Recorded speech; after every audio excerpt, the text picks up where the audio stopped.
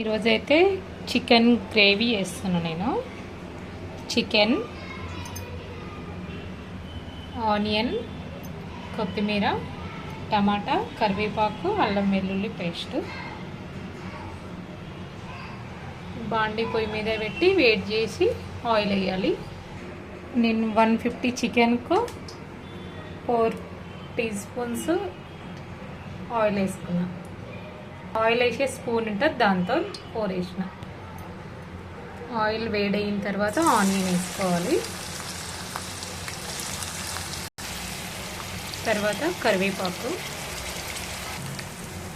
అట్లనే కొంచెం దాల్చిన చెక్క, 4 లవంగాలు, 2 ఇలాచీలు, కొంచెం షాజీరా. ఆనియన్ ఇట్లా వేగిన తర్వాత కొంచెం అల్లం వెల్లుల్లి పేస్ట్ వేయాలి.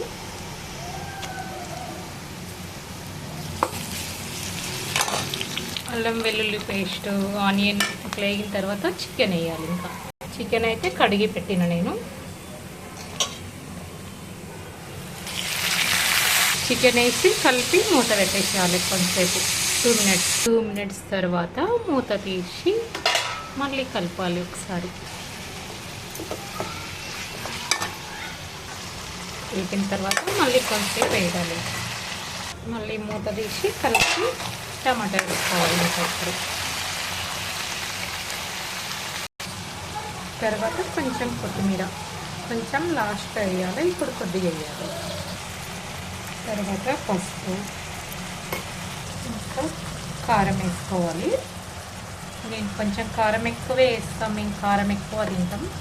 తర్వాత మొత్తం ఇట్లా కలిపి ఒక 5 మినిట్స్ కారం స్మెల్ పోయేదాకా వేగాలి, చిన్న స్లో మంట మీద.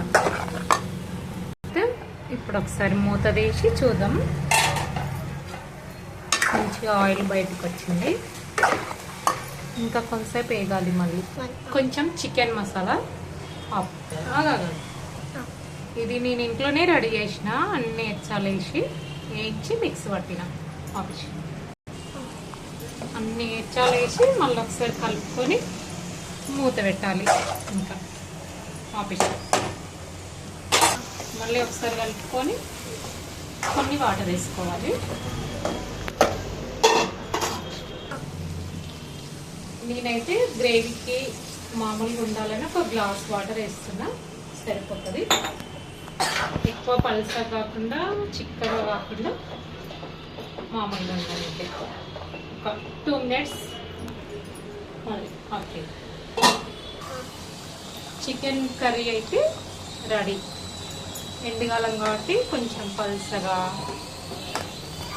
బాగుంటుంది. ఇట్లా ఇంత పొట్టింత అయిపోయింది. కొత్తిమీర కూడా వేసేసిన లాస్ట్లో, అయిపోయింది. ఓకే.